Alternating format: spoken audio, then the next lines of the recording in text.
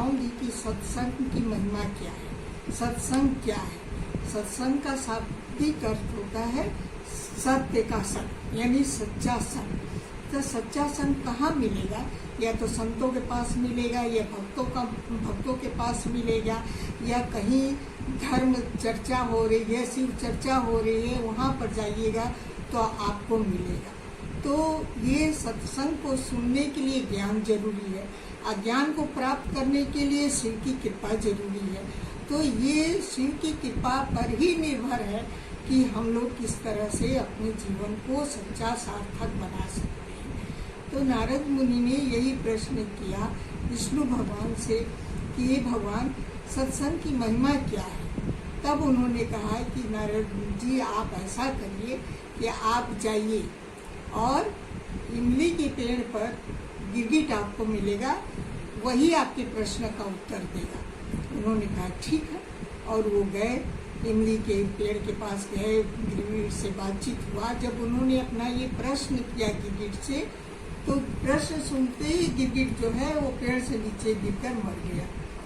अब तो नारद मुनि घबराते हुए फिर विष्णु भगवान के पास पहुंचे और बोले कि ऐसी सी दुर्घटना हो गई है प्रभु, क्या इसका मतलब है? कहे कोई बात नहीं, आप जाकर नगर सेठ के पास जाइए और उसके पिंजरा में बंद तोता होगा, उससे यही प्रश्न करिए।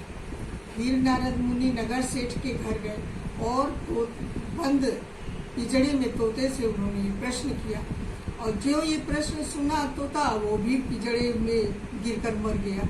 अब तो नारद मुनि फिर घबराए, फिर विष्णु भगवान के पास गए और कहे कि भगवान, क्या सत्संग का मतलब मरना ही है क्या? दोनों जगह तो हमने यही देखा। तब विष्णु भगवान ने कहा नहीं, आगे जाइए, राज भवन में राजा के घर में नया पुत्र जन्मा होगा, उससे यही प्रश्न कीजिए। तब नारद मुनि ने कहा, अरे क्या कह रहे हैं प्रभु, यदि मैं वहाँ जाकर यही प्रश्न करूँ, कहीं राजपुत्र भी मर गया, तब तो राजा मुझे छोड़ेगा नहीं। कहे नहीं, ऐसा नहीं होगा, और आप जाइए। डरते डरते भगवान नारद मुनि राजा के घर गए। राजा घर गए तो जाकर उन्हें राजपुत्र से ये प्रश्न किया, और नवजात पुत्र जो है वो देखकर हंसने लगा, कहने लगा कि प्रभु, चंदन को अपनी खुशबू नहीं मालूम होती। तो इस तरह से आपको भी आपकी महिमा का पता नहीं है। आपके जरा से साथ रहने से, संग रहने से गिरगिट की योनि बदल गई, तोता की योनि, अनेक योनियां बदल गई, और मैं मनुष्य के योनि में आकर राजपुत्र के रूप में जन्म ले लिया। ये सब आपके सत्संग का ही तो प्रभाव है। आपने अपने सत्संग को, आपने अपने महिमा को, आपने अपनी गरिमा को समझा नहीं है, और उस पर आपने ध्यान नहीं दिया है। तो इस सत्संग का यही मतलब है कि जो है अपने को आदमी घमंड से रहित होकर, अपने को अपनत्व से रहित होकर प्रभु को ही सब कुछ समझे, वही सत्संग है, वही सच्चा संग है।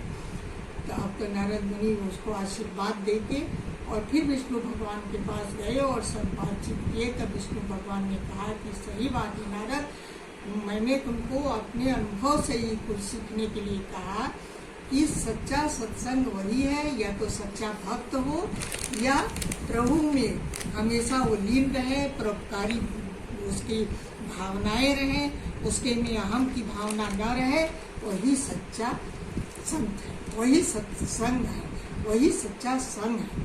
तो इस तरह से नारद मुनि ने उनको प्रणाम किया और वहाँ से वो चले आए। तो इस तरह से सत्संग का मतलब यही हुआ कि ये वही कहा गया, अंत में यही कहेंगे कि शिव ही सत्य है, शिव की सत्य साया ही है, और सब तो मोह माया है। इसलिए सत्संग में हमेशा शिव जी का ध्यान करिए, प्रभु का ध्यान कीजिए, भक्ति भावना से रहिए, अहम को अपने से निकाल बाहर कीजिए, तो देखिए जीवन सुखमय रहेगा, हमेशा सुखी रहेंगे। बस, नमस्कार।